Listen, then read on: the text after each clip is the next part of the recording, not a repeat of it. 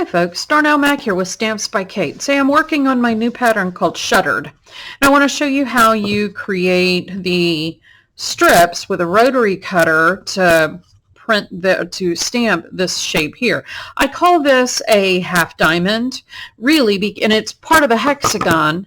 But if you put these two together in two different color strips, you have a diamond. And if you put enough of these together, you will create a hexagon. And so if you put all of these, another couple of stamps here, you'll have a hexagon. So this is a half diamond, if you will. So knowing that, I want to cut a bunch of these along this strip because this is basically the way I'm going to stamp these strips. That way I get my long cuts on the strip, and then I can, do my subcuts here, and then I'll do that second cut and get these diagonals. So I'm going to show you how I do that. So first step is you've got your acrylic, and then you've got the half diamond. Place it onto your acrylic. The way you do that is just, you've got the flimsy that comes out of the package, and you press that onto the acrylic block, and you're ready to go. Well, how big do I need to make my strips? Guys, I never remember what the width needs to be. So I take out my handy dandy ruler, and I need to make my strips 2 1/4. Now, I don't always stamp real evenly, so I'm going to fudge mine a little bit bigger, and I'm going to go 2 3/8, just so I've got a little extra. All right, so I'm going to make my strips 2 3/8. And there's my 2 3/8, and I'm going to cut 2 strips. There's my first one, and then here's my 2 3/8. Now, measure twice, measure twice, cut once. And so I'm going to put my stamp right on top of the ruler just to do a sanity check so I don't ruin too much fabric. All right, so 2 3/8.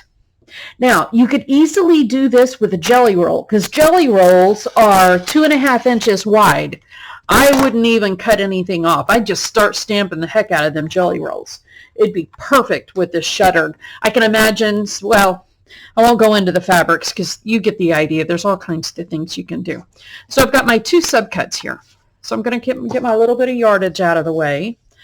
And let me show you what that looks like. All right, so I'm going to pull these out. I have my ink pad. I've got my stamp. Now, I'm going to use my foamies to give you an example of how I'm going to stamp this. Now, these foamies are the finished size. So I'm going to get 4 on this small strip here stamping. So this is my first cut, doing 2 3/8, 2 1/2 inch would work perfectly. Now, inking these larger stamps can be a little tricky because the stamp is kind of small. The ink pad is kind of small compared to the stamp. Ooh, and I got some stuff on the inside.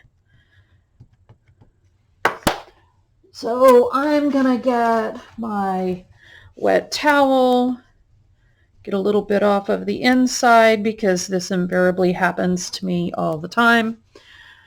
I get a little too excited about ink and stuff. Sometimes it's a little easier to do it this way. That way I can brace it in there. All right, now let's go. So this is what you do. Now I've got a little bit on the inside. You won't do this. But when you mash it in there, it doesn't come through. Now, I can usually get a couple of imprints off of this, and there you go. Hi, folks. I had to take a quick break. So I'm back with my strips, and I'm ready to stamp my strips. So I've got my stamp, and I have my ink pad. Now, this is a large stamp, and the ink pad is rather small. So you want to avoid getting much ink in here. So you want to tap lightly on the ink pad to the stamp, Now this is where you may want to get a piece of paper and test it just to see how dark the ink is coming, but I've been doing this one for a little while, so I've got a sense of how dark it's going to go. But like we said a moment ago, we're going to line up this shape on the fabric, and I'm just going to press it in. See, now I've got that perfect image. Now I'm going to go back again. Now I'm tapping lightly so it's not picking up a lot of ink because I don't want to get it in the center. But if you do, just get a wet cloth and dab a bit of it out. No big deal. And you can see I can line up. See how you can see that through the camera lens? I'm just going to line up the cut lines because I'm going to cut once between these and separate my shapes out. And so see, I can fussy cut that up really close to it. And see, I just need my lines dark enough that I can see the stamped impressions. Let me zoom this in a wee bit so that you can see what that looks like. All right, that's a good shot. All right, let me scooch that over a bit, and we're going to do one more.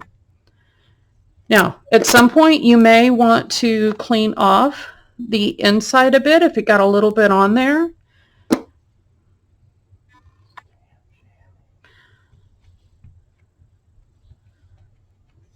Okay, I got a little bit in there, not a big deal, so I'm going to grab my stamp chamois thing and kind of clean out. This thing acts like a vacuum, especially with these big stamps. So I've still got plenty of ink on the sides. And now I line that up again and I get another shape.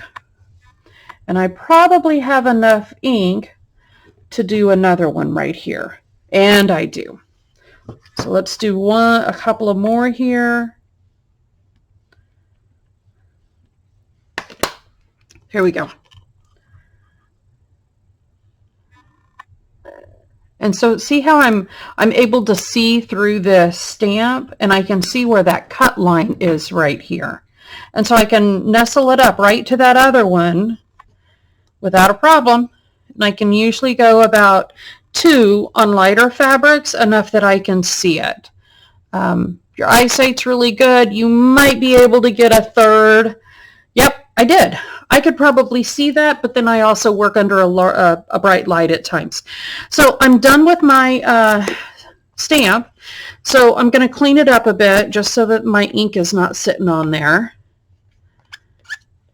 Now, when you use the stamp pad, when you're done with the stamp, you can wipe it off with a stamp chamois or a baby wipe, not containing alcohol, or just use some Dawn dishwashing liquid at the sink and clean that off a bit.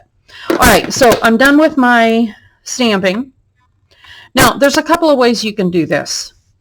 You can do one strip at a time and cut them. I don't like to do that because that takes I want to get to the cutting.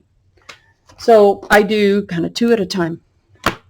So I will line my fabric up so that I've got a line going this direction, and I will cut 2 of these shapes at one time.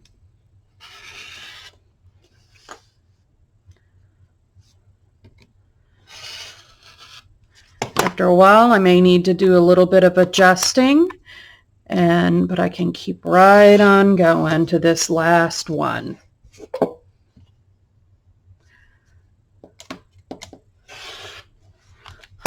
All right, that's all there is to this. Now, you may want to cut off those dog ears here on the shapes. I also do those with a rotary cutter. Just get your left hand out of the way, or your right hand, whichever the way you're doing it. And there you go. I've got my perfect little diamonds. Well, sorry, my half diamonds for the shuttered quilt. These go very quickly. Like I said, if you start with a jelly roll, it's going to go fast. You don't even have to cut the width of the fabric. So I hope this explains how I do the strip piecing, the strips, and then subcut them. I'll put a link to this inside the patterns for y'all to use for the shuttered pattern, but this also applies to any of the stamps. You can do them all in a row on strips like that. Just measure your stamp and figure out how wide it needs to be. If you have any questions, give me a shout. Email address is on our website at www.bykate.com. Have a great day, folks. Bye.